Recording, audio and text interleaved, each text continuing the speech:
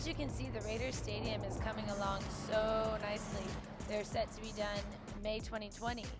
So as of now, they've been started sales for the Raiders Stadium tickets. They already sold out the first phase and 90% of the second phase.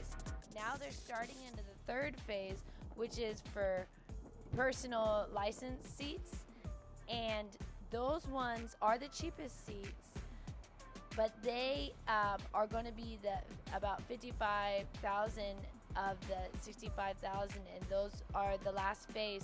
They're going to first reach out to all Raiders fans from Oakland that already hold seats, and then they'll start getting deposits from Las Vegans for a $100 deposit so you can get into those personal license seats. And they're thinking that they're going to pretty much have most of the seats taken by people with personal license seats. So it's going to be hard to get a seat in this game if you're not already holding tickets.